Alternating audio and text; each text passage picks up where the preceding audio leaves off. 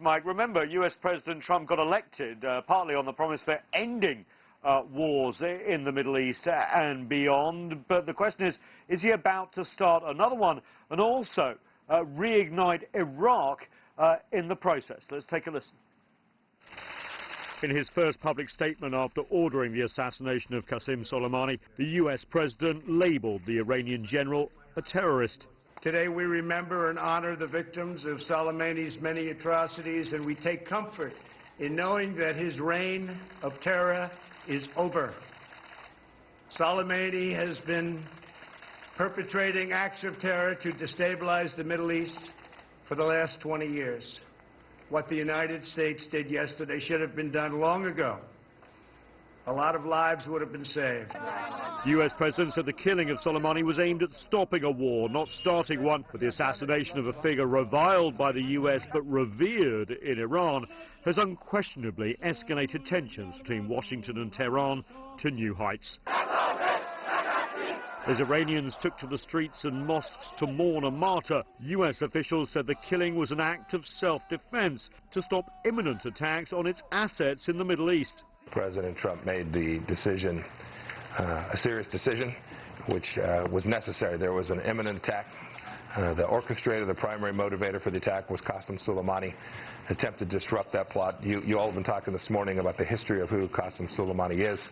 He's got hundreds of American lives, blood on his hands. But what was sitting before us was his travels throughout the region and his efforts to make a significant strike against Americans. Neither Pompeo nor any other US official provided any details of those alleged plots. Tensions with Tehran had already been increasing following the siege on the US embassy in Baghdad earlier this week, which was organized partly by Iranian-backed Shiite militias. Iran's supreme leader visited the home of Qasem Soleimani, and Iranian officials vowed revenge.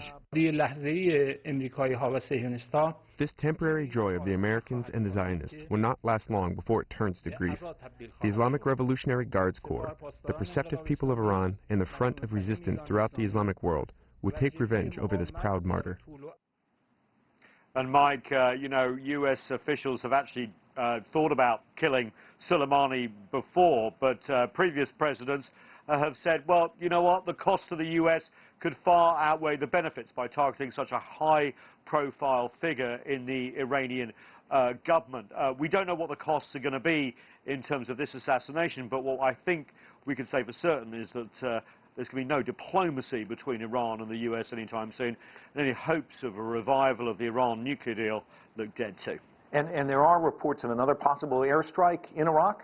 Yeah, we're getting reports in from various news agencies, including Reuters and others, about another US strike on those militias in Iraq that are thought to be backed by Iran. And one thing that's really important, we understand that there are casualties in this.